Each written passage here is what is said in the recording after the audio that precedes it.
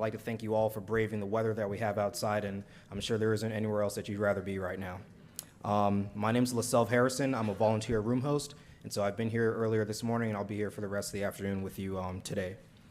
First of all, I'd like to please offer you guys to please consider joining and becoming friends of the Miami Book Fair.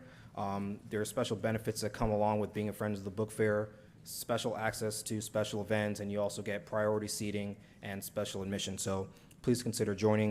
The room's 3104 in Building 3. Also, I'd like to thank our sponsors, who we are extremely grateful for: the Knight Foundation, OHL Arellano, and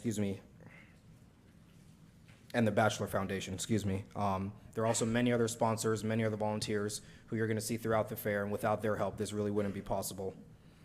Even though today is Sunday and it's generally the last day of the Miami Book Fair weekend, the book fair isn't only this weekend, it's really a year-long event, and throughout the year, just keep apprised, keep informed, and there are always special events going on throughout the year. Following the author discussion, there's going to be a brief Q&A session, and then immediately right outside the doors that you just walked in from to the right, there are going to be books available for purchase, and then a little bit further down, there's going to be a table where the authors are going to be autographing books, and just in case we didn't get to ask your question during the Q&A session, you can ask them that question at that time. Now I'd just like to ask everyone, if you could, just make sure to check that your cell phones are on silent or vibrate. And here to introduce our authors is Ms. Mim Harrison, the founding editor of the Levenger Press. Thank you.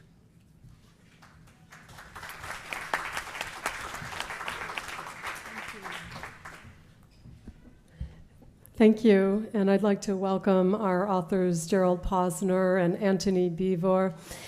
They both do very complicated histories, and they make them both coherent and compelling. The reviewers describe Gerald Posner's new book as a tale of intrigue, mystery, and power, and a tale of murder, intrigue, and power, and an extraordinarily intricate tale of intrigue. That last one is from the Times. It sounds like it's a mystery thriller, but it's not. Gerald's book is called God's Bankers, and it's an exposé of the Vatican Bank, and it's real. This is Gerald's 12th book. He is an attorney by profession and an investigative journalist by passion. In addition to being a New York Times best-selling author, he is a regular contributor to the major news outlets, and he is frequently tapped by the History Channel for his expertise. All of his books, starting with his 1986 biography of Joseph Mengele, reveal historical truths that may otherwise never have been uncovered. Gerald says that having been an attorney, wading through thousands of pages of documents to get to the real story is no big deal. But it is why his book on JFK's assassination became a finalist for the Pulitzer in history. And as one reviewer says of Gerald's work, even the footnotes rarely fail to enthrall. Antony Beevor is a military historian. He served in the British Army and is a graduate of the Britain's Royal Military Academy, Sandhurst. I wanted to get that right. Hopefully I did. His books, including D-Day, Stalingrad, and the Fall of Berlin, have sold more than 6 million copies in 30 languages. And his work is consistently lauded with major literary and history prizes. One of the most recent is the 2014 Pritzker Award for Lifetime Achievement in Military History. In his new book, Ardennes, 1944, The Battle of the Bulge, Antony tells the story of a battle that some of those who fought in it said they could never speak of again. One reviewer calls Ardennes the best military prose of our era. But it is perhaps a fellow military historian who best describes Antony's gift for telling the full story of war. And he says, "It's like having Virgil lead you through the underworld. He doesn't leave you stranded among the horror, but leads you back out again, a wiser person for having undergone the journey. Please welcome Antony Beevor and Gerald Posner.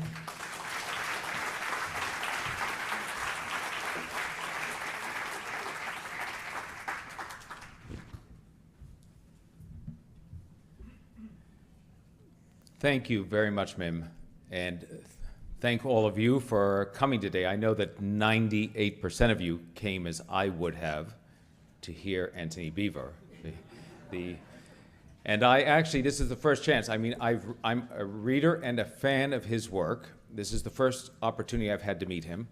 I want to, with my wife Tricia, who's sitting there, who works with me on my projects, curse him a little bit because I've had little sleep the last few nights because I've been reading his latest book, and it's hard to put it down, and as a result I've gotten a little sleep, but he does make the battlefield come alive once again, and it's an honor to be up here today with him. I'm going to tell you a little bit about my latest book, so when he comes to tell you about what was taking place in the Battle of the Bulge in that great autumn offensive, surprise offensive by the Germans, I'm going to tell you what was taking place somewhere else on the continent, inside a small little sovereign state that said it was neutral, the Vatican, that had a bank that had formed in the middle of the war, and what was going on while soldiers were dying who were Russians and Germans and Americans and British, with the men who were running the faith, who the Pope, who called himself the Vicar of Christ on earth, were involved with behind the scenes. This book began for me actually as a result of my first book. Back in 1984 when I was researching the book on Joseph Mengele and then doing a pro bono lawsuit for twins of Auschwitz who had survived Mengele's experiments. I was down in Argentina in November of '84 and got lucky to get access to the federal police files on Mengele when a civilian government had just taken control. Raúl Alfonsín had replaced the military junta when the Argentinians had lost the war in the Malvinas. And I had an opportunity to get inside those files. I saw the first time the files on Mengele, the files on Martin Bormann that I later was able to get released when the New York Times ran editorials in 1991, when Menem, the then Argentine president, came to meet Bush the first.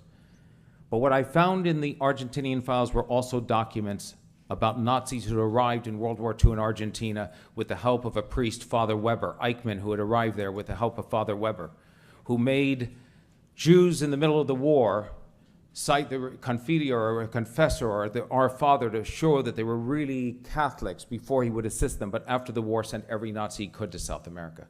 Bishop Udall, a bishop who was running the Austrian rectory and seminary inside of Rome, a friend of the Pope Pius XII, the wartime Pope, also on the stamped visas of Germans arriving, including Franz Steingl, the commandant on the Treblinka death camp, where more than 1 million died.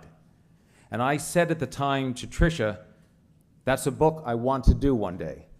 Well, the way the publishing works is you don't necessarily get to do the book you want to do next.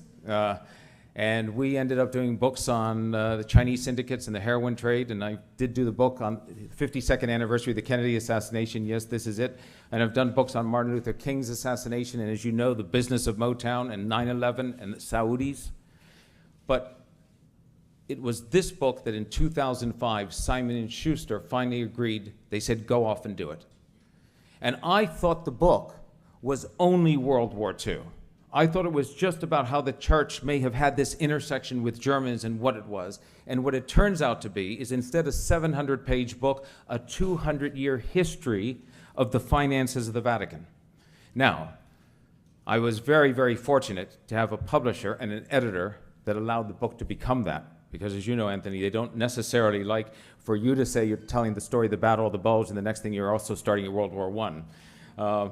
So they were very good about that. And they let the story expand to that because I realized that the story was in fact about money.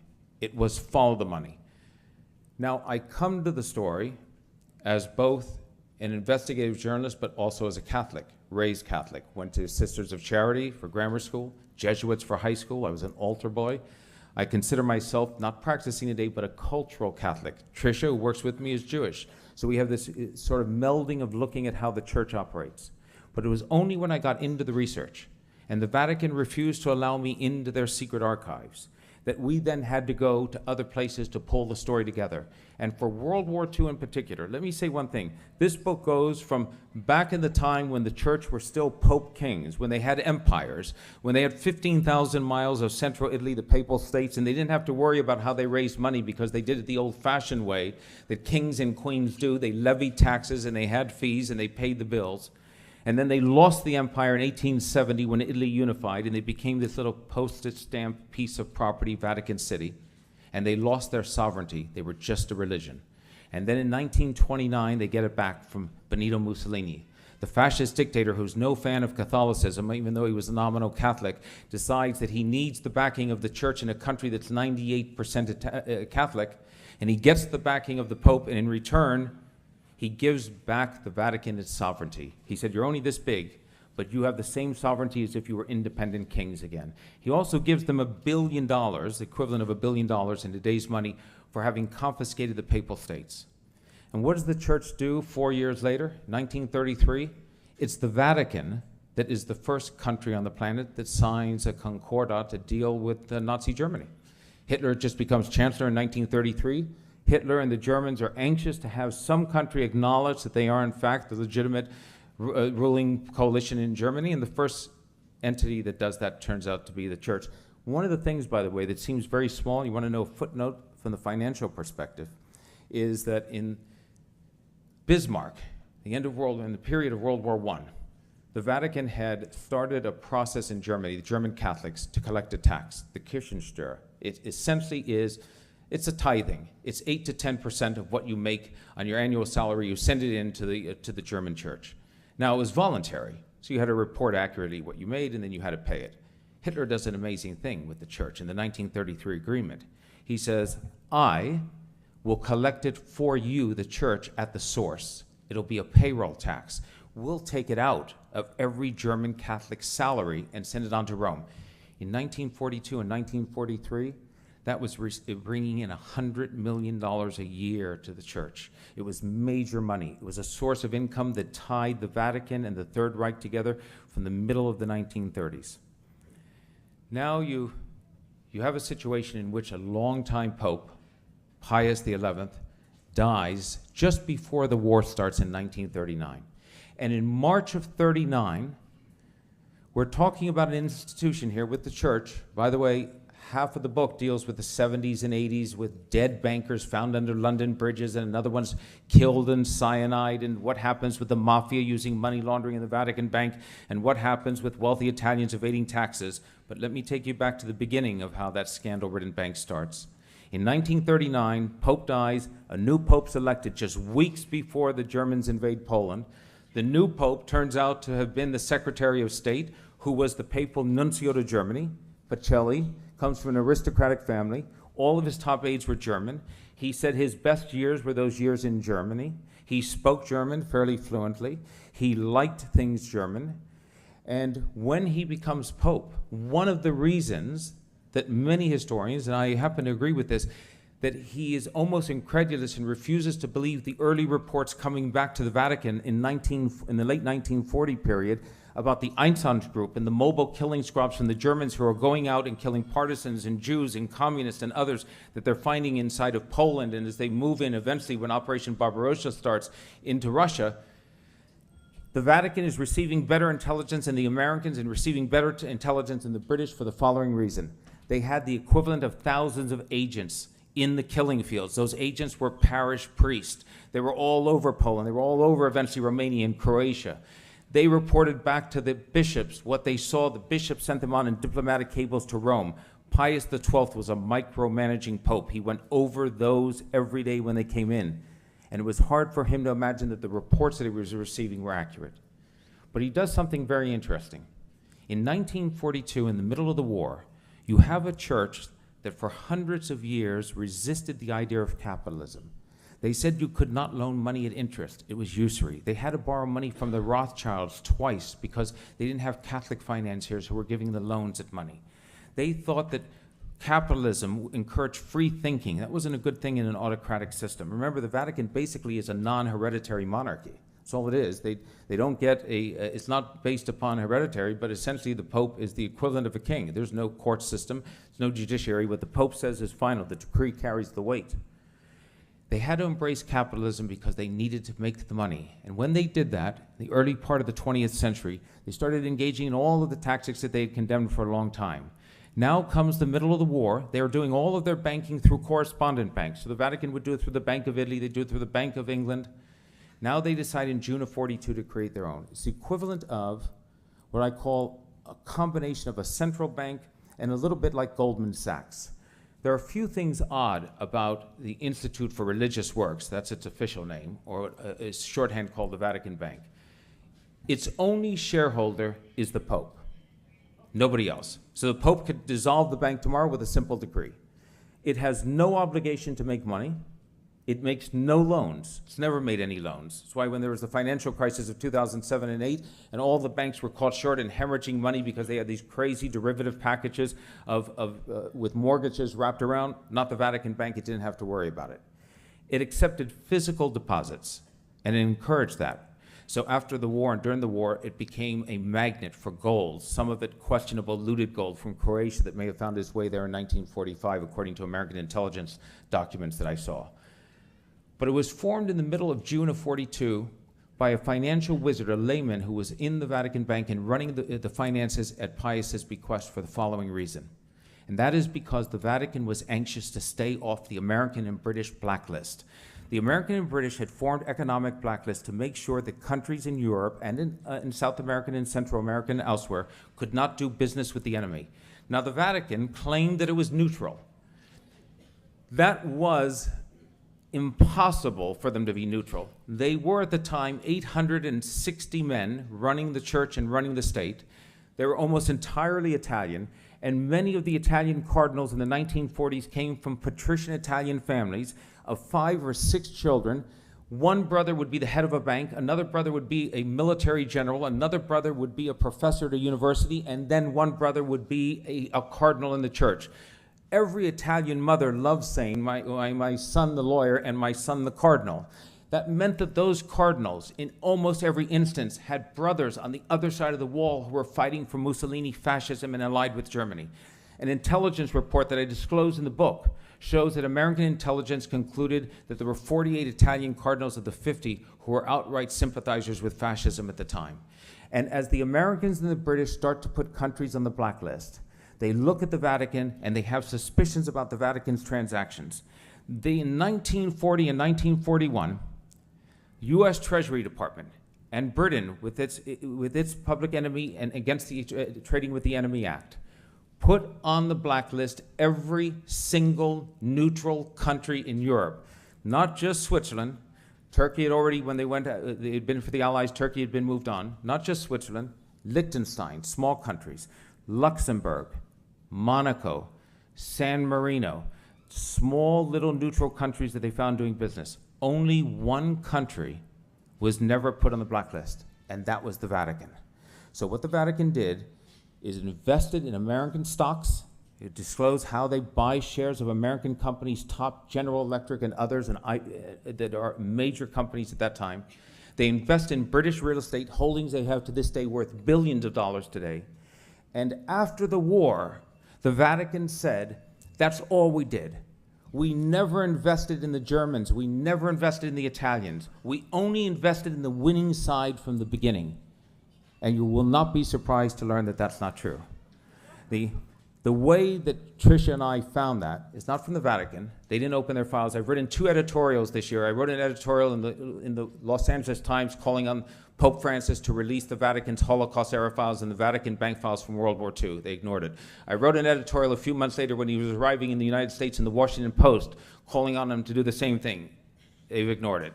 But at some point, they're going to release those because we went out and we found the archives of the entities they were doing business with. The archives of Allianz Insurance in Germany were thought to be destroyed. Most of them were in the bombing raids by the Allies in 1944. But there were files picked up by the Russians that they've had in Russian archives for years, and we reviewed those. Most of the files of Generali, the largest Italian insurer that was a Jewish insurance company, that was Aryanized by the Italians, who the head of that insurance company was the closest business associate of the man who ran the Vatican Bank. They were thought to be destroyed until they were found in a file, in a group of files in a warehouse in Trieste. Piecing together those files and placing them together with other banks, you can develop the story of at least one part of what the Vatican was doing at the time that you're going to hear Antony Beevor tell you the battles were taking place in the real hot war. The Vatican was deciding to make money with Germans and Italians, and they did it through the insurance industry. They invested not only in German insurers like Generali and Munich Re, they owned sections of Generali. They bought the fourth largest Fondiaria Italian insurer 6 weeks after every Jew had been expunged from the board, no moral compunction at all about doing it. They owned those insurance companies in 1944 when German and Italian insurers decided that they would cheat the policies of Jews going to Auschwitz because some clever businessmen said, you know what? These people aren't coming back anyway. The cash value of their policies, we can take them off the books now and increase our profits. And the profits for those companies were record profits. They were record-breaking in 44 as a result. Did the Pope know? I can't prove that, and I doubt it. Did the top cardinals know? I doubt it. What they did know is that the Vatican Bank, which was formed in the middle of the war, was making extraordinary profits and putting the Vatican in the black. They didn't want to ask those nitty-gritty questions about the details. That bank, which started, and by the way, at the end of 44, as you'll see, what the Vatican does is very clever. Once they see the wars going against the Germans, early 44, once D-Day's done and everybody in Europe thinks it's going to be a quick war, it might be over by the summer, they are peeling back their investments in German and Italian companies faster than you can imagine. They're off of every board. They're covering their paperwork. It goes inside the Vatican Bank, where it's still sealed to this day. The exact amount of the profits the Vatican makes is material that has not been released. And when the war is over, the Vatican becomes a repository for gold from a group of Croatians who had been running the Ustasha, the Iron Guard, which was essentially a Catholic right-wing organization and dictatorship that had a bloodbath in Croatia, that lands in Rome, stays at a seminary run by a priest, Draganovic, who has assistance from the Secretary of State's office to run fugitives down to South America. They keep Pavelic, who's head of Croatia, who has blood on his hands, who's a wanted war criminal, in seminary after seminary after seminary, and even a convent, before moving him into the Vatican, before sending him to Argentina 2 years later. And the gold that those criminals left with ends up in Rome, and according to American intelligence documents, ends up inside the Vatican. The Vatican's only answer to it is, we never had any of it. But they won't open any of their files. And that bank, which had crossed the line, which put the Vatican into the business of doing business with both sides, is the bank that the CIA uses in 1947 to send about $1 million in 1947 dollars, an enormous amount of money, through the Vatican into Italy, because the Pope is on our side this time in Rio, to try to prevent the communists from winning the first post-war election in Italy. And in 1948, there's an overwhelming majority. The communists are crushed as the Christian Democrats come to power, in part from the money put through. That's the same Vatican Bank. In 1978, when a Polish Pope takes, for the first time in 400 years, an Italian doesn't hold the papacy. John Paul II comes to become a Pope. 5 months later, Margaret Thatcher becomes Prime Minister of England. Ronald Reagan comes into power in 1980. They form an alliance against the communists in Europe. And what is a central part of it? The Vatican Bank. Casey, the Americans, the CIA meet with the Pope. We meet with the individuals. We meet with the American bishop who's running the Vatican Bank in all types of scandal, who's indicted by the Italians for fraud.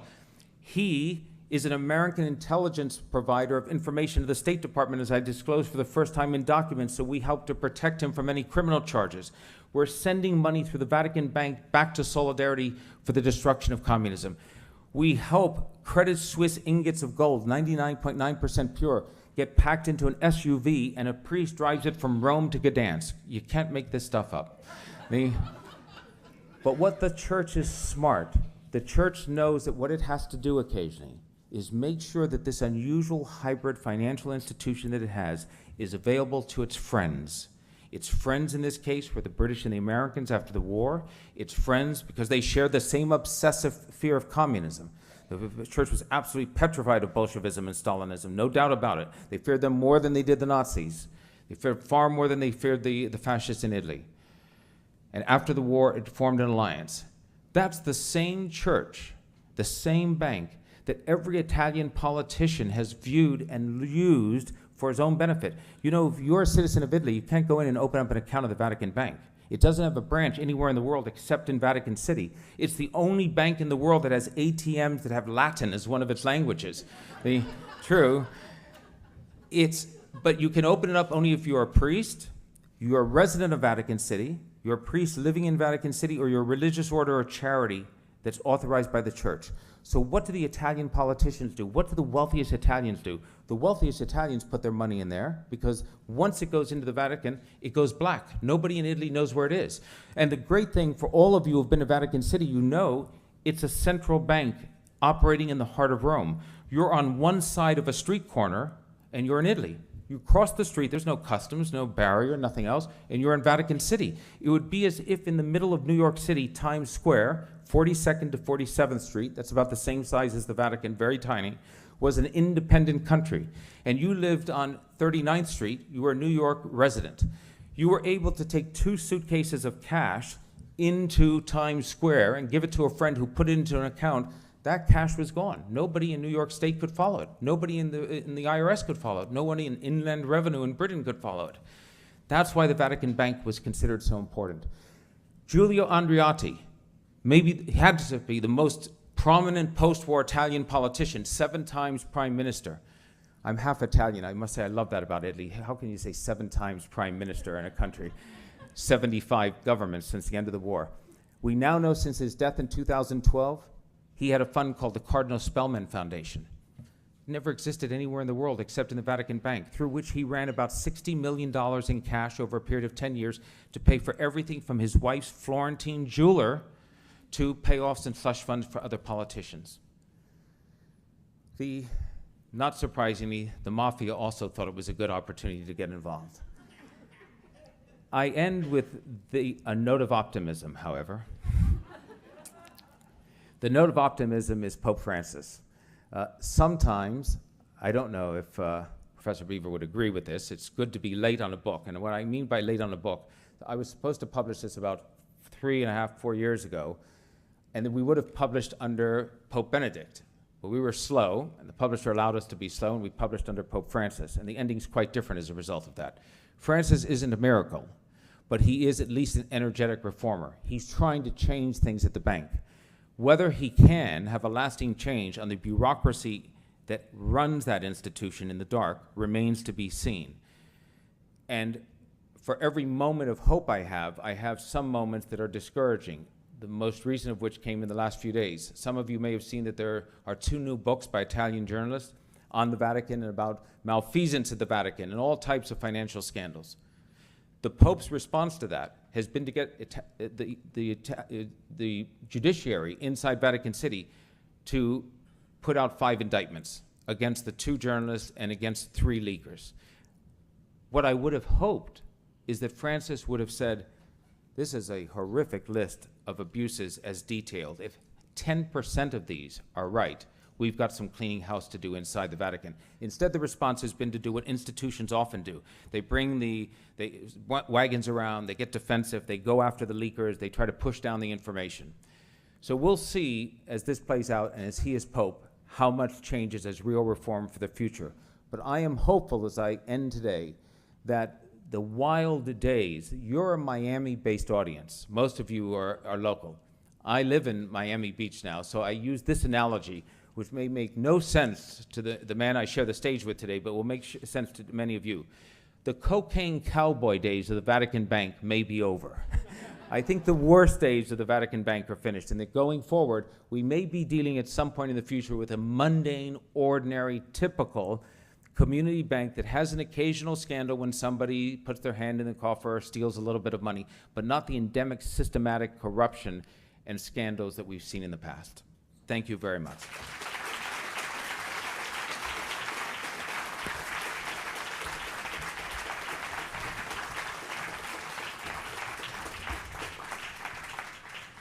Gerald, thank you very much for that, and above all, thank you very much for your kind remarks. After the liberation of Paris, at the end of August 1944, the Allies indulged in victory euphoria as they raced towards the Belgian frontier and as Wehrmacht formations pulled back into Holland and behind the Siegfried Line. American, British, and Canadian generals told themselves that this was just like the German army's disintegration in the summer of 1918. The Allies did make also the mistake of believing that as a result of the bomb plot against Hitler on the 20th of July, that this also signified the disintegration of the German army. Unfortunately, they took entirely the wrong lesson from it. In fact, what it meant was that Hitler now had total control, and the SS and the Nazi Party were fully in the driving seat. So there was very little chance of any form of peace or negotiation. Then, in mid-September, the Allies launched Operation Market Garden, the attempt to seize the bridge at Arnhem and all the other bridges leading to it in order to jump the Rhine in one bound. Field Marshal Montgomery was obsessed with the idea of being the first to cross the Rhine, hoping that that would force General Eisenhower to give him the bulk of the supplies and command over American formations.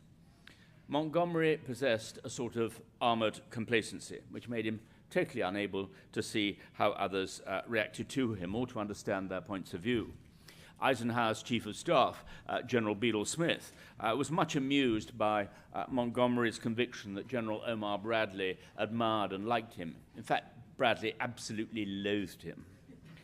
Unfortunately, the British press clamored for Montgomery to be made ground forces commander, and Montgomery pushed himself forward for this position, even telling his supreme commander on a number of occasions that if only his advice had been listened to, the war would have been won already.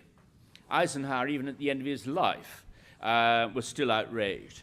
He's a psychopath, don't forget that, Eisenhower exploded to Cornelius Rowan. He's such an egocentric, he's never made a mistake in his life. In fact, as I mentioned in my book, I'm fairly certain that Montgomery had high-functioning Asperger's, which would explain why he behaved as he did.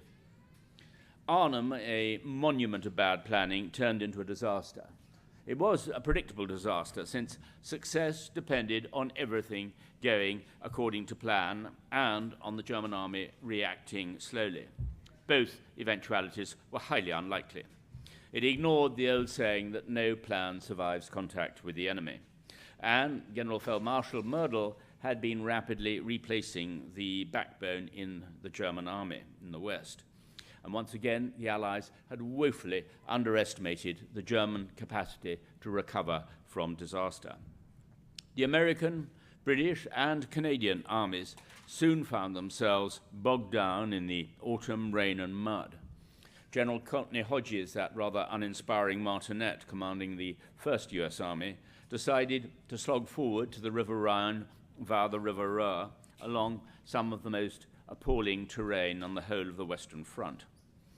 Southeast of Aachen, the Hurtgen Forest was a semi-mountainous expanse of thick pine woods with a few patches of oak and beech and a little bit of pasture on some of the broad ridges. The pine forest was so dense and so dark that it sometimes seemed cursed, as if in a fairy tale of witches and ogres. Men felt as if they were intruders, and they conversed in whispers as if the forest might be listening. At night, anyone leaving their foxhole could get lost within about 100 meters, and sometimes even had to wait until dawn to find out where they were. And both sides suffered terribly in the chilling autumn rains. Even when it was not pouring down, the trees dripped ceaselessly. Rusty ammunition caused stoppages. Boots and uniforms rotted. Trench or immersion foot caused debilitation or even the need to amputate. For us, wrote William Wharton, the author of Birdie, getting trench foot and being sent back to some hospital sounds like a special kind of heaven. Guys start sleeping in their wet socks and boots, hoping and praying. Most of us consider losing a few toes a small price to pay if we get to snuggle into warm, cozy hospital beds miles away from this insane scene. Many German officers believed that the fighting in the Hurtgen Forest was worse than any of the fighting in the First World War or even on the Eastern Front. One described it as an open wound. General Meyer von Gersdorf called it a death mill. Ernest Hemingway, having attached himself once again to Colonel Buck Lanham's 22nd Infantry, witnessed the scenes of snow, mud, and smashed pines. He said that the Hurtgen Forest was Passchendaele with tree bursts. Hemingway, again armed with a Thompson submachine gun, despite a recent inquiry into his illegal activities fighting, was also carrying 2 canteens, one filled with cognac and the other with schnapps. He certainly demonstrated his own fearlessness under fire on several occasions and even took part in one battle. Journalism was not high on his priorities, and a mild jibe against Ernie Pyle, the most famous American war correspondent, Hemingway referred to himself mockingly as Old Ernie Hemorrhoid, the poor man's Pyle. But he studied the men around him and their conduct under fire because he had plans for writing the great American novel about the Second World War. He was fascinated by the nature of courage and derided psychiatrists' views about men's breaking point. J.D. Salinger, little more than a mile away, also with the 4th Infantry Division, in this case the 12th Infantry Regiment, continued to write short stories feverishly throughout the battle whenever, as he said later to his readers, he could find a spare foxhole. This intense writing activity, which included part of Catcher in the Rye, seems at least to have postponed his own psychological collapse until the end of the war. Combat exhaustion, that military euphemism for neuropsychiatric breakdown, spread rapidly. After 5 days up there, you talk to the trees, one of the few jokes ran. On the 6th, you start getting answers back. Physical casualties also soared. You drive by the surgical tents in the morning going up, and there are 2 or 3 stiffs there on the ground, wrote one of the Bradley staff officers. You come back in the afternoon, and there are 30 or 40. They are short-handed in the Graves registration squad. New company and platoon leaders lasted such a short time, their men never even learned their names. A constant stream of replacements for those killed or wounded in the Hurtgen Forest or in the Saar were sent forward from Cherbourg to holding camps. Most were teenagers freshly arrived from the United States, but there were many older men reassigned to infantry battalions. Just about the only improvement that winter to the system was to change the name replacements to reinforcements in an attempt to take away the impression that they were just filling dead men's boots. This did little good. The communication zone personnel responsible for replacements showed little interest in the fate of their charges. For them, it was simply a question of processing the required numbers. Replacement depots, known as Repeldepots, resembled a gangmaster's collection point for casual labor. New arrivals were made even more apprehensive by wounded veterans returning from hospital who took great pleasure in recounting weird and gruesome tales of fighting at the front. We received too many men not physically fit for infantry combat, the 1st Infantry Division reported. Replacements are not sufficiently prepared mentally for combat, as evidenced by one replacement inquiring if they were using live ammunition on the front. Replacements were sometimes treated little better than expendable slaves, and the whole system bred a deeply troubling cynicism. Martha Gellhorn, in her novel Point of No Return, repeated a clearly common piece of black humor. Sergeant Pastalozzi says they ought to shoot the replacements of the Repeldeppel and save trouble. He says it just wastes time carrying all those bodies back. Hemingway repeated a very similar remark in his novel Across the River and Into the Trees, but the bitter breakdown in their marriage meant that neither would acknowledge the other as the source. The reason for the Germans' desperate defense of the Hurtgen Forest through October, November, and into early December was simple. It was just to the north of the Ardennes where Hitler was planning his great offensive, his great secret offensive, Operation Herbstnebel, or Autumn Mist. On the 12th of December, just 4 days before the offensive, Hitler summoned his generals, including all the divisional commanders, to the Adlerhorst, his underground bunker in the west. The attack had to be carried through with the greatest brutality, he told them. No human inhibitions must be permitted. A wave of frightened terror must precede the troops. The German onslaught before dawn on the 16th of December 1944 caught the Allies totally unprepared. The intelligence failure was complete. The Allies could not imagine that the Germans had been capable of assembling 2 panzer armies and an infantry army for a major strategic offensive without them realizing. Having relied almost completely on ultra intercepts, they'd become complacent, and it didn't seem to occur to them that with radio silence, there's no way that Ultra, who they'd believed was the fount of all knowledge, could actually pick up details of an attack. And perhaps most important of all, they made the mistake of putting themselves in the shoes or the boots of General Feldmarschall von Rundstedt, the Commander-in-Chief West. It's always a fatal error to judge your enemy entirely by yourself. What they needed to do was to put themselves into the mind of Adolf Hitler. Dictators whose thinking is often affected or distorted by megalomania do not think in the same way as generals. Hitler, to the despair of his most senior commanders, would not tolerate any opposition to his plan.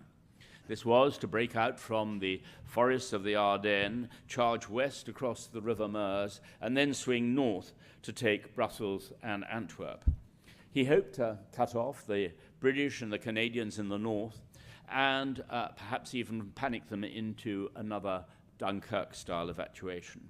The simple truth was that he preferred a wild gamble based on a map fantasy to the relentless crushing of German military might from east and west.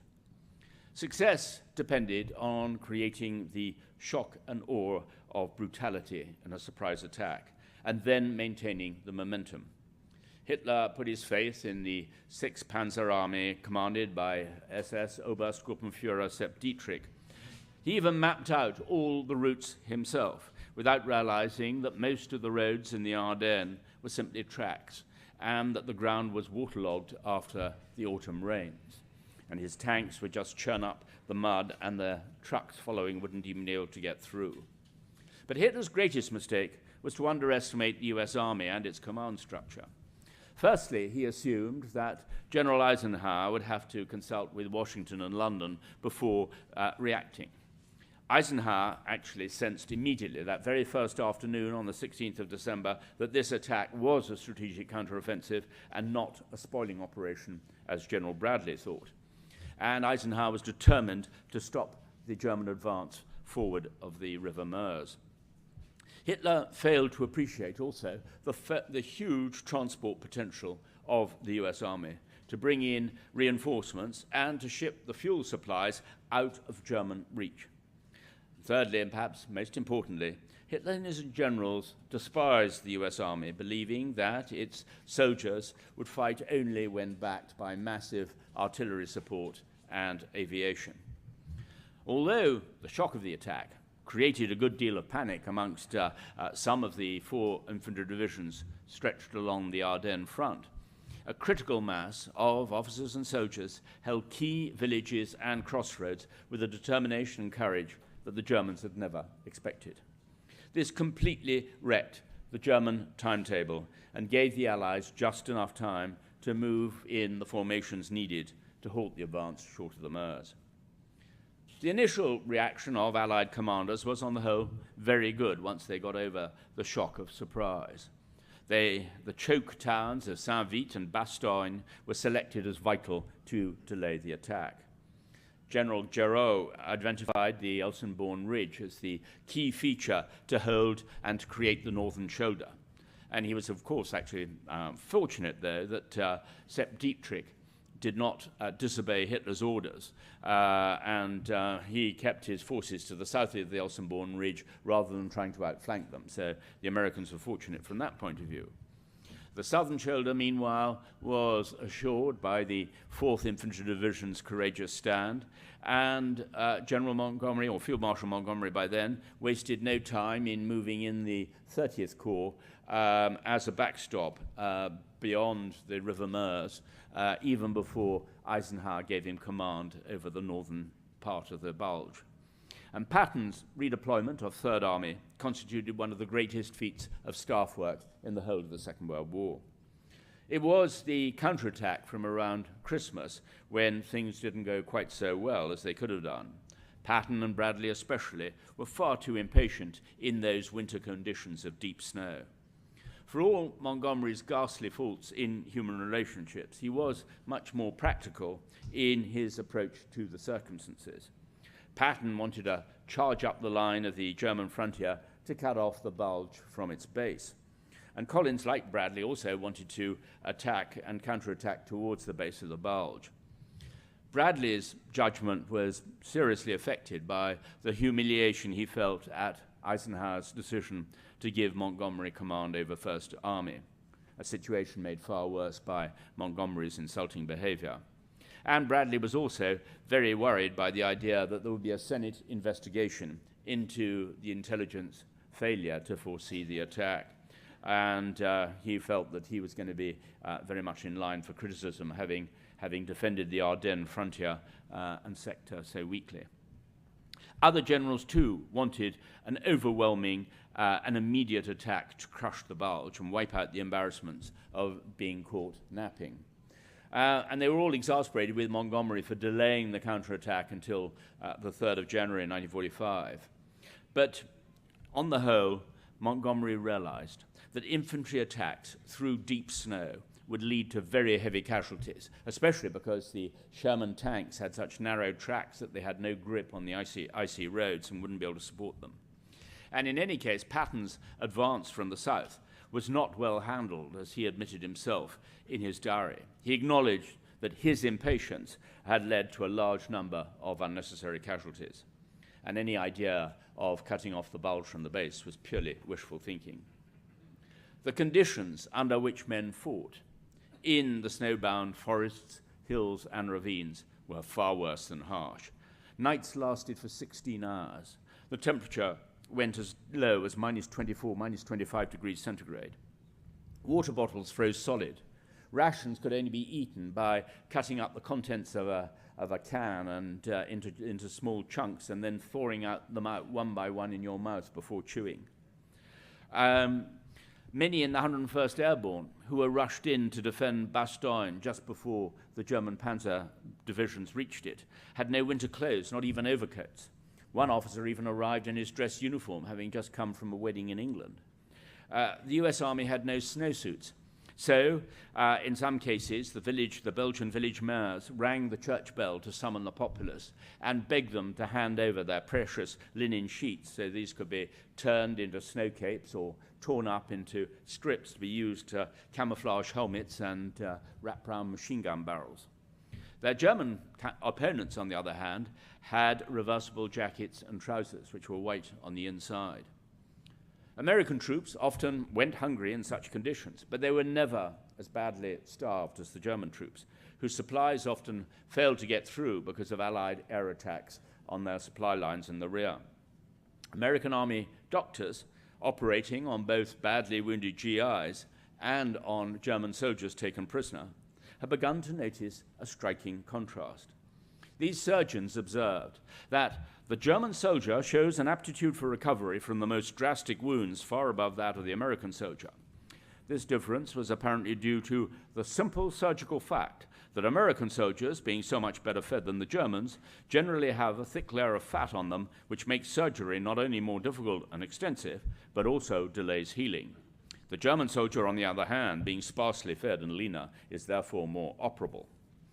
The American military authorities also decided that their men must be trained on what to do when hit or shot in different parts of the body, so that they could look after themselves until medical aid arrived.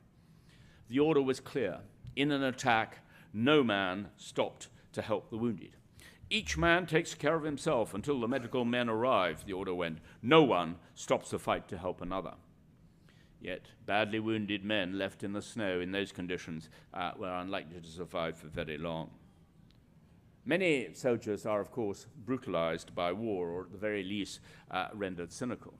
Paratroopers especially had been inculcated with aggressive martial values. So it was not surprising to find the 82nd Airborne using frozen German corpses as sandbags on top of their trenches, while the 101st Airborne erected petrified bodies as dummies in the snow in front of their positions in order to confuse any German raiding party at night. And on the northern side of the Bastogne perimeter, American paratroopers adopted a good luck routine of each morning of shaking the hand of a frozen German corpse outside their bunker. General George Patton used to drive out in his jeep to see the troops as they were advancing. At one point he wrote in his diary, "We came across a German machine gunner who'd been killed and apparently instantly frozen as he was there in a half-sitting position with his arms extended, holding a loaded belt of ammunition. I saw a lot of black objects sticking out of the snow, and on investigating, found that they were the toes of dead men." Like most soldiers in the Ardennes, Patton was surprised to discover that the faces of men who died in that extreme cold did not have the usual grey tinge. Because the blood capillaries froze so rapidly under the skin, they turned a sort of claret colour, as he put it, and he regretted not having brought his camera with colour film in it to record this. There were other reminders of winter fighting in Russia. At the end of the battle north of Bastogne, Sergeant Robert Raeder in the 101st Airborne noticed an ordinary German soldier taken prisoner who looked as if he were grinning at him. An infuriated Raeder raised his rifle to shoot him. But another paratrooper grabbed the barrel, shouting, "Sarge, he's got no lips or eyelids." The German had indeed lost them through frostbite on the Eastern Front. The shooting of prisoners of war has always been a far more common practice than historians have in the past been prepared to acknowledge, especially when writing about their own countrymen. Many prisoners were not shot out of rage or revenge, but because taking them back was simply too much trouble, especially if they were wounded, in which case their captors claimed that they were putting them out of their misery. Armored troops were also more likely to shoot prisoners because they couldn't spare men to escort them back. Others were shot with the pretense of revenge by men who, in William Wharton's words, proudly considered themselves avenging patriots. These were usually not frontline infantrymen, but others who now wanted to see themselves as hardened combatants. Although there are, of course, no accurate statistics about the shooting of prisoners, it certainly reached a terrifying level in the Ardennes. The cycle of killing began almost immediately following Hitler's order to create the shock and awe of brutality.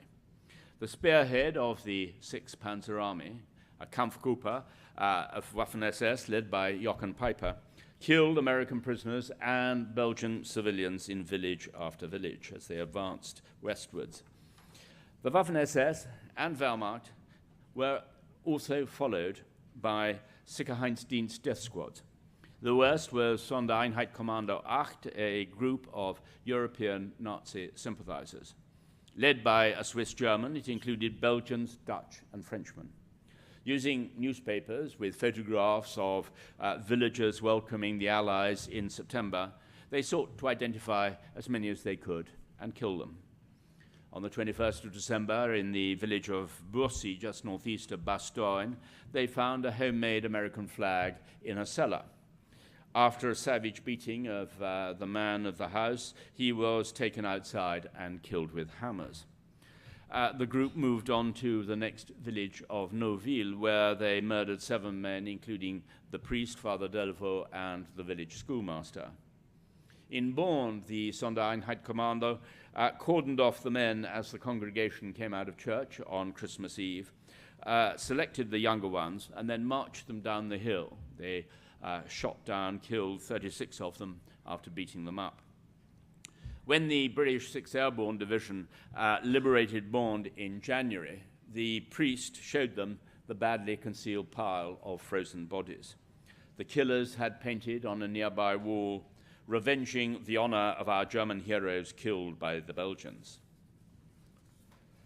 The most famous massacre of the Ardennes was, of course, the Malmedy Massacre, the cold-blooded slaughter of American prisoners at a crossroads of Boulnières just near Malmedy.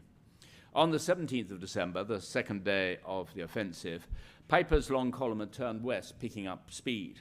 By midday, it was close to these crossroads, and Piper sent off a reconnaissance force of some half-tracks and a couple of tanks. His troops had just missed bumping into part of the U.S. 7th Armored Division on their way down to Saint-Vite. Oblivious to the threat ahead, the next unit of the 7th Armored Division, part of a Field Artillery Observation Battalion, followed on through Malmedy. As the men were driven in open trucks through the town, the Belgians, the locals, shouted out to them, pointing ahead, "Bosch, Bosch," to try to warn them. They'd already heard from refugees arriving about the rapid advance of the Germans.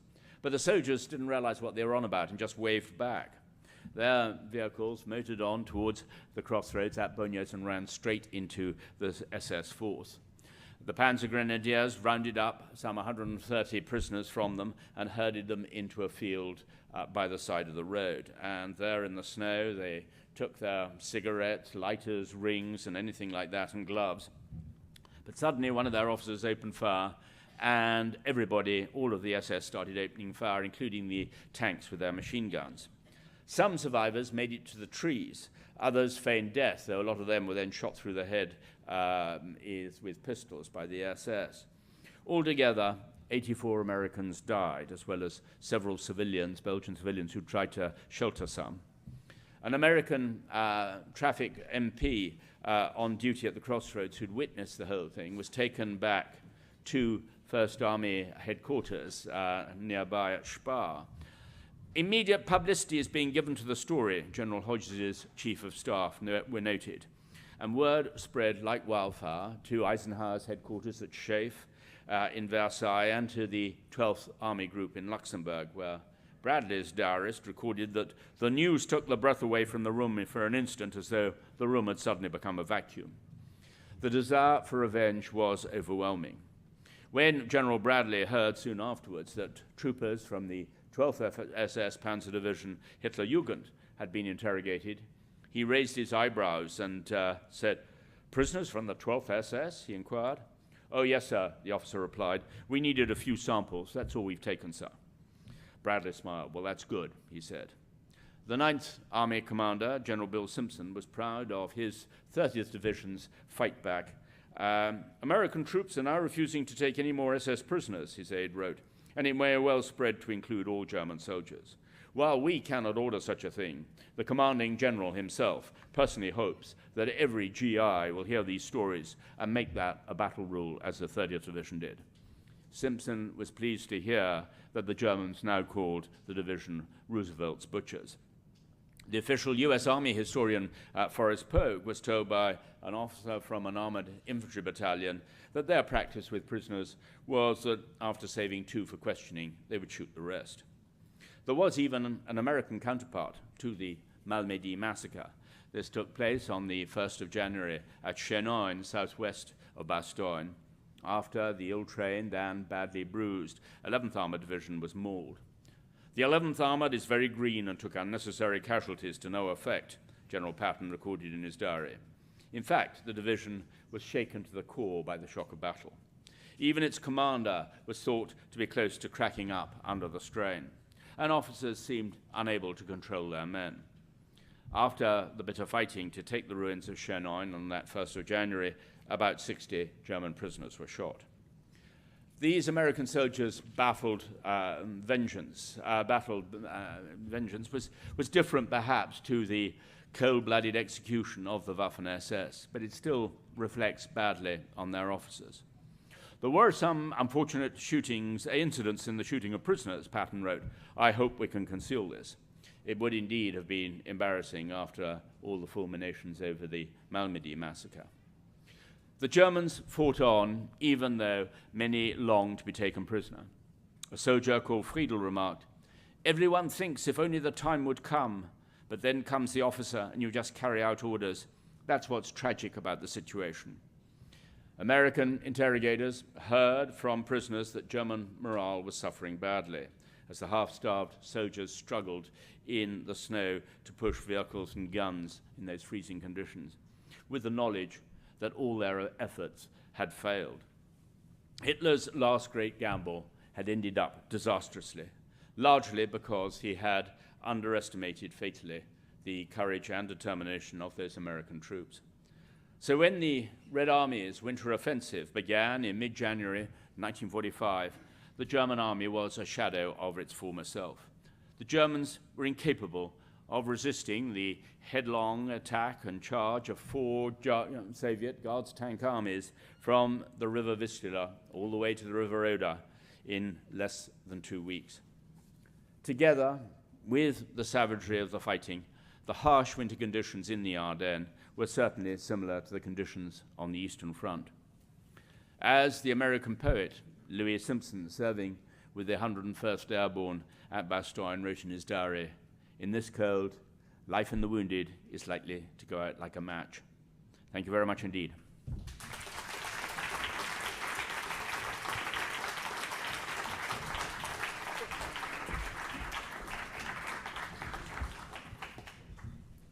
At this time, we're going to begin our Q&A session. So if you could just line up behind the microphones in the aisles, and we'll basically alternate from one side to the other. You can go ahead, sir.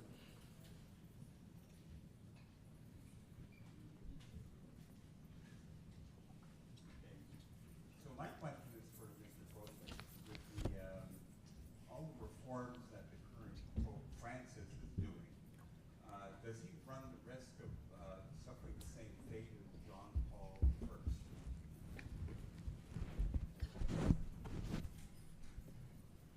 I? I think that Francis is certainly rattling the cages of the traditionalist, and there's a great deal of resistance to him, no doubt. He has to be Pope, and I'm saying this, he has to be as though I have some magic formula to it, but he has to be Pope for 3 to 5 years more in order to really get the structural changes that he's instituting now to take hold. You can pass the rules, but the bureaucracy, the curia underneath, sort of, there's a line that's said in the Vatican, popes come and go, but the curia goes on forever, and that's true. So to change that underlying bureaucracy, he has to be Pope for a while longer. So all the reformers are wishing him good health. There was a recent point, some of you may have seen, that he stumbled twice in Rome at public appearances, and everybody, of course, reads into that. Was it a trip? Was it the wet cement? Was he having a bad moment? One of the things that the Vatican does, that they don't give out much information about anything, so we don't get what we get in the States, which is a health card on our president. The president goes for an annual physical, and we find out about everything from his cholesterol levels to what his sugar levels are like, essentially. In the Vatican, there's not even a physical done before they vote for who's Pope. They don't know if the person they're voting in as Pope is battling cancer or has an illness that might be debilitating. So in the case of Francis, we don't know much about his health. We do know that before he was elected, those who worked against him passed around the rumor that he had lost a lung when he was young, which was true, to try to keep him from becoming Pope and saying he wasn't strong enough. But all the reformers wish him long life. Go ahead, sir. Yes, I was just curious, has anybody ever attempted to determine the general assets that are being held in the Vatican Bank?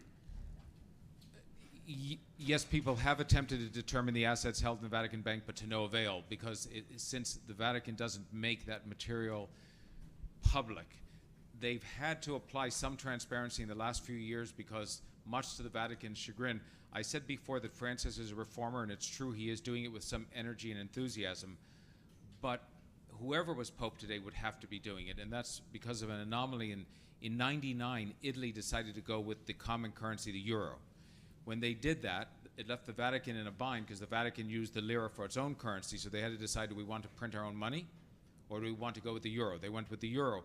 What they didn't realize at the time is that would subject them to some financial oversight from Brussels. EU investigators would come in and want to make sure that the central bank, the Vatican Bank, was compliant with international rules.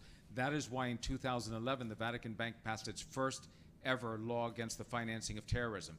In 2011, their first ever law against money laundering. It wasn't illegal before that. In 2012, the first law about the amount of money that you could bring into the bank. So we're getting a glimpse into the Vatican, but we don't know yet the full size of what the Vatican Bank has as its worth. I want to expand a little bit on the first gentleman's question here. As a historian, do you have any, or is there accurate information as to the cause of death of John Paul I? You hear all these crazy rumors, but rumors are not fact. Some people who may hope for a more sensational story will be disappointed to find out that in the chapter in which I cover John Paul's death, 33 days as Pope, that I conclude in the end he died of natural causes. But that is without being able to say that with the certainty of an autopsy. So that I believe that when he became Pope, there was great hope, as with Francis, that he would be a reformer. There was talk that he would clean house at the Vatican Bank, and the American bishop at the Vatican Bank, who was scandal-ridden, would soon be on his way out. In the short papacy, he met with the head of the Russian Orthodox Church, an archbishop, a 6'4", 260-pound Archbishop Nicodim, who died in the middle of their meeting of a heart attack, and the word spread around the Vatican that it was really a poisoning meant for the Pope, but instead the Archbishop had died. When the Pope died, what did the Vatican do? It did what it always does, which is it decided not to be truthful. So a nun discovered the Pope early in the morning because she brought coffee to him every morning, left it outside his door. When he hadn't picked it up, she looked through the door and then she went in. The Archbishop who was running the process of the death said, "Oh my goodness, we can't have the word spread out that a woman discovered the Pope in his bed, even if she happens to be a nun." So they sent her literally to a convent where she wasn't allowed to speak to anyone, and they made two priests pretend they had uncovered his body. They pretended that there was a book in his lap about devotional prayers, which they later proved wasn't the case. And when it came time to decide whether they were going to do an autopsy, the cardinals voted no, on the basis that we never do autopsies. Well, of course you don't, because you used to poison popes. But they didn't do it in this case as well. Yes, go ahead. Regarding the SS in the battle here, it almost sounds like that was an Einsatzgruppe that were very similar to what was going on in the Ukraine and Russia against the Jewish people. So I'm just wanting to comment on that slaughter. Absolutely. Oops, sorry. Indeed, it was very much the way of sort of, if you like, cleaning up behind the lines as far as the Nazis were concerned. The question here was really of taking vengeance. One of the reasons was that, as I mentioned, that they wanted this sort of shock and awe of brutality, and that's why they were killing both civilians and American prisoners. But there was another element. They really wanted revenge. They wanted revenge for the bombing of German cities, particularly. And as this is why the SS was to a certain degree behaving as they were. But then this whole question of the Sondereinheitkommando, what was frightening was the way that this was part of the Sicherheitsdienst, which was sort of supposedly the security service of the SS. But in fact, they were hiring these absolute thugs. Some of them had come from the Vichy milice in France, famously anti-Semitic, and the ones who basically handed over French Jews to the Germans or even just killed them themselves, plus others. I mean, the fact that they were led by a Swiss German, by a Schweizer Deutsch, struck me as quite remarkable in that way. But there were certainly some Swiss volunteers operating with the SS. Oh yes, oh yes.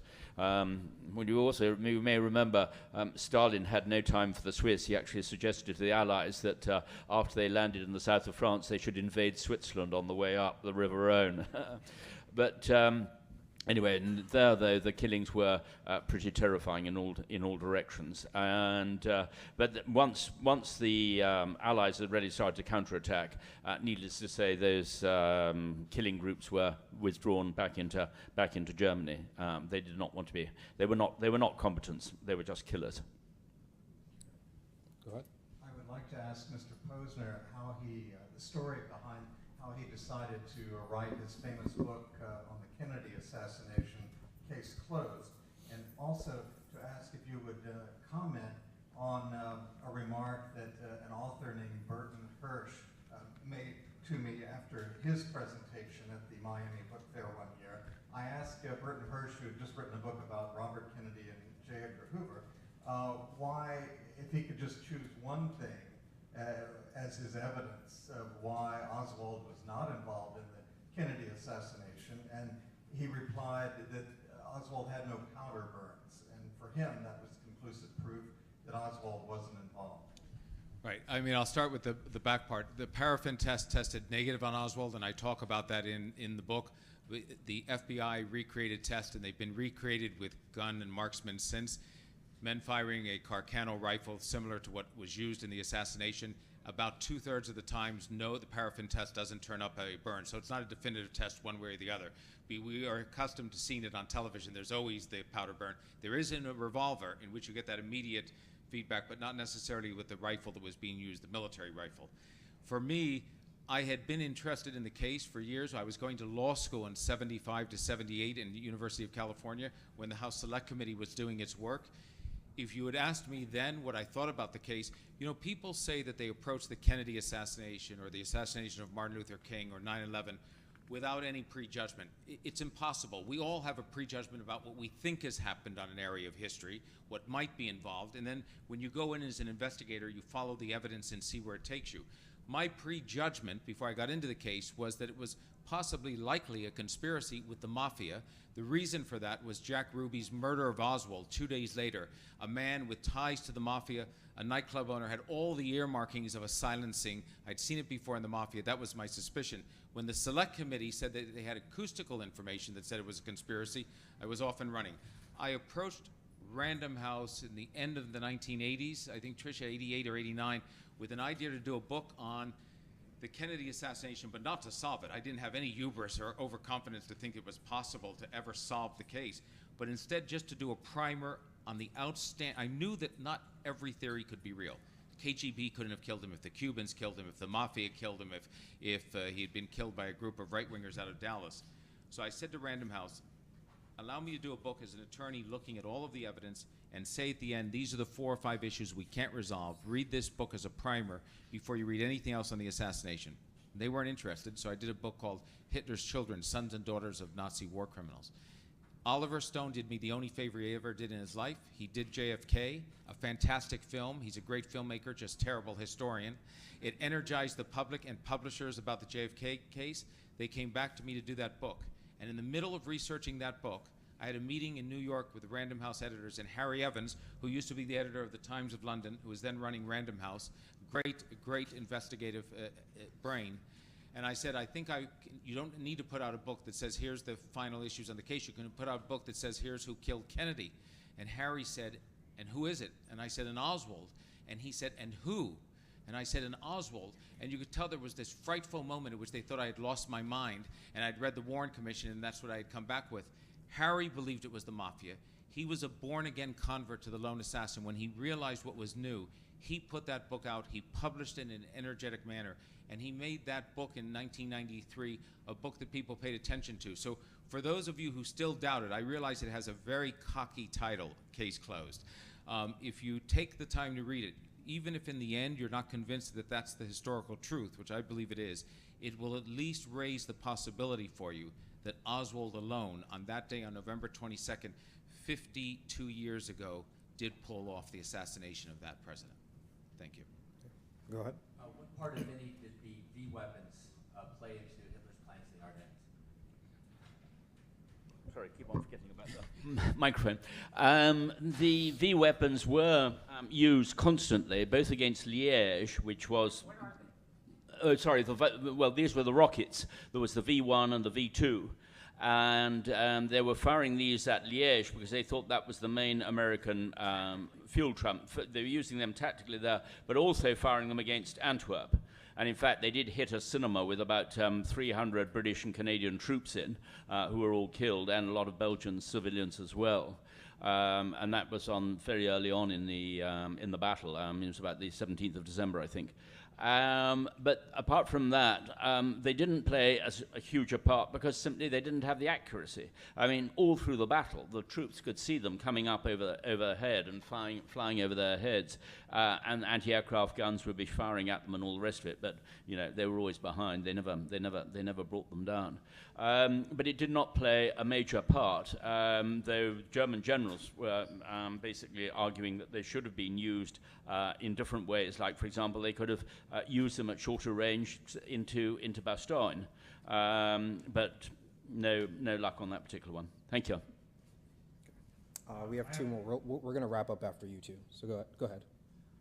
Okay, for Mr. Beevor, whatever happened to, was justice ever meted out to the Waffen SS and the people who took part in these massacres? And to Mr. Posner, what did happen to the kids of the High Germans in Argentina and in Europe? Well, very quickly, the Piper trial, it was called the Malmedy trial, took place. Out of about 84 defendants, a bit over 60 were condemned to death, but none of the none of the executions took place. What happened was, of course, 1947, the Americans and British handed over the administration to a sort of proto-West German government. Most of these guys were let out after a few years. Piper was served 11 years altogether, and then he was released. He then, very strangely, decided to go and live in France, up in Haute-Savoie, up in the mountains. And not surprisingly, the French resistance found that he was living there under an assumed name in the end. And Piper then realized that he'd been found out. He actually apparently said to a French journalist shortly before he died, saying, "I will soon be joining my comrades in Valhalla." Whether he did get to Valhalla or not, we don't know, but certainly he was killed very soon afterwards in, shall we say, a house fire, of which there was little, shall we say, little evidence. And you will not be surprised to find out that the children of Nazis split. Some absolutely detest their parents. Nicholas Frank, who is a journalist for Stern, his father was Hans Frank, the Governor General of Poland, wrote a book about his father. He can't say in so many ways how he detests what his father did, but others like Gudrun Himmler, the only daughter of Himmler, the Edith Goering, who I spoke to, the daughter of Goering, Wolf Hess, the son of Wolf Hess, were adamant defenders of their father. Until the very last days. One of them is still alive. And it splits in Germany. If you are the son or daughter of a ranking military officer like Keitel or Dönitz, there's some respect for that.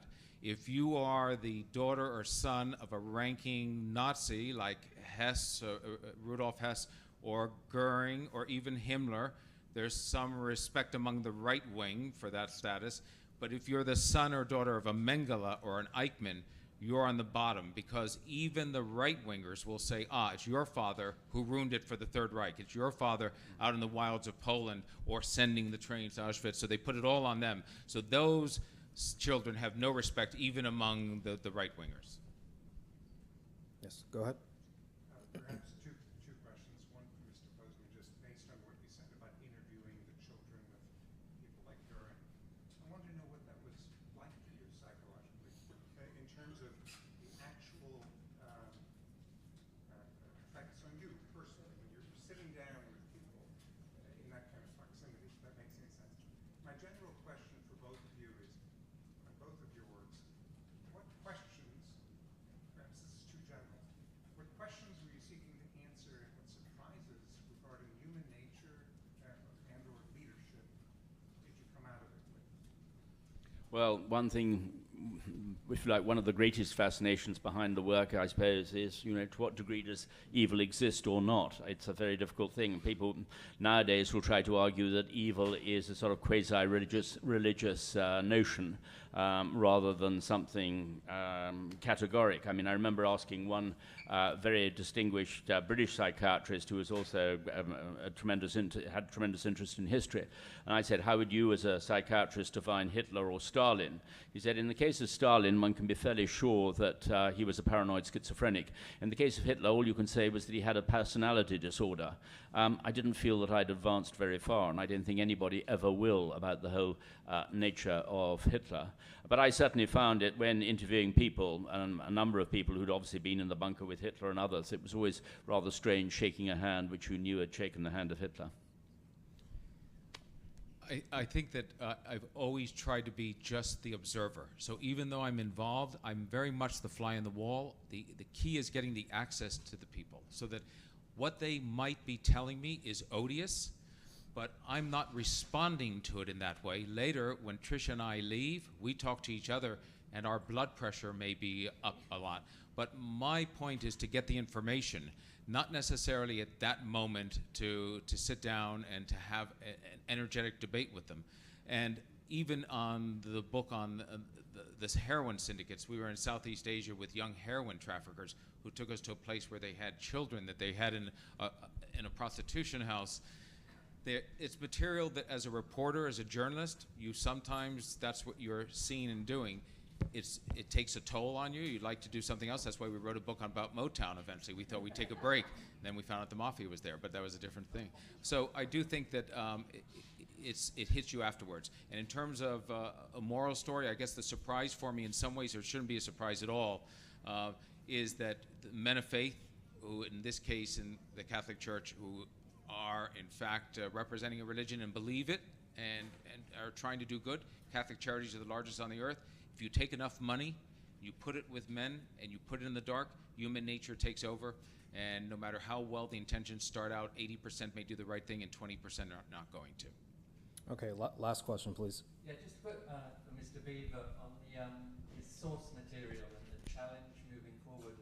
A lot of first-hand witnesses of the war now dead, and whether the British government still has a lot of documents that they haven't released that will be released soon. Well, sources, in fact, are still incredibly rich. The whole point is it's far too late to interview people, survivors or veterans or eyewitnesses from that period, partly because so many of them have read so many books about what they've been through, and then as a result they filtered their own experiences through what they've read. But there are fantastic resources in terms of contemporary accounts, whether it's the combat experience reports, the hospital interviews with the wounded, and all the rest of it. But also, I mean, in Britain, one of the most stupendous sources was what's called CESDIC, the Combined Services Detailed Interrogation Centres, where the British put these German generals and key officers into rather comfortable prison camps. Quite often they were sort of converted country houses with barbed wire fences around the outside. And the Germans didn't realize that they had secret microphones everywhere, and German Jews working for the British were listening in to all their conversations, and as soon as they started to hear them saying anything interesting, they were put on a wax disc. I mean, there you actually have, from a historian's point of view, absolute gold, because they have their own words. And there are one or two cases, for example, of sort of, German generals like General Eberhard, an ordinary German army general, having a long discussion with his son about why they needed to kill all the women and children when killing the Jews, and you have that in their own words. Now you've got that exists nowhere else. So you will come across sometimes new recent sources which come out like that, which are absolute gold, as I say. Thank you, everyone. Please join me in a round of applause for our authors. And just as a reminder, directly outside to your right, there are going to be books for sale, and the authors will also be autographing them. Thank you.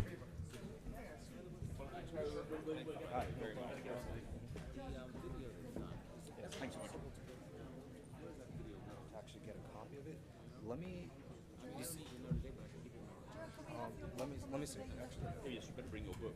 actually, did you happen to pick up a piece of paper that was on this? No, I didn't see one. No.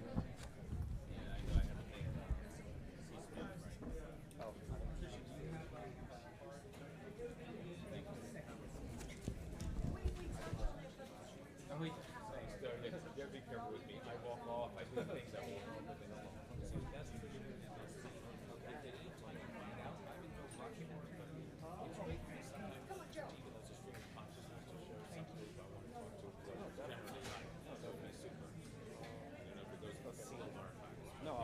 I'll have some questions. I appreciate it. Thanks again very much for running it all.